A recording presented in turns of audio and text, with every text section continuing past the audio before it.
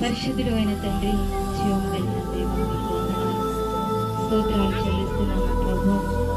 మీరు ఇచ్చినటువంటి ఈ యొక్క స్థలాన్ని అంతటినీ కూడా మీరు పరిశుద్ధపరచినందుకు స్తోత్రాలు చెల్లిస్తున్నాము దేవా. ఎంతమంది దైవ జనుల సమక్షంలో ప్రభు దేవా, ఇదిగో నాయన పునాది వేయించుండగా పరిశుద్ధాత్ముడా, ఈ మందిరము సమస్తము మీ నామములో కట్టబడునుగా అని ప్రార్థిస్తున్నాను.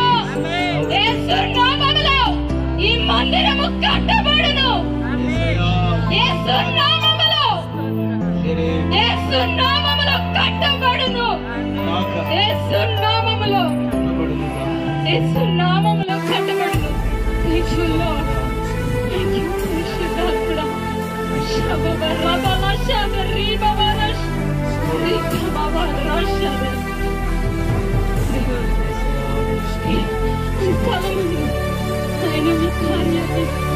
మేము కళ్ళారా చూస్తున్నాము తండ్రి.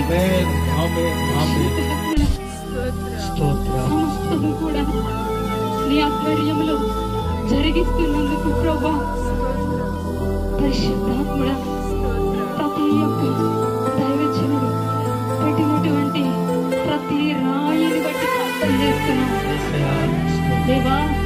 ఇదిగో నాయన, మీ నామములో మాకు కూడా ఈ అర్హత ఇచ్చినందుకు స్తోత్రాలు.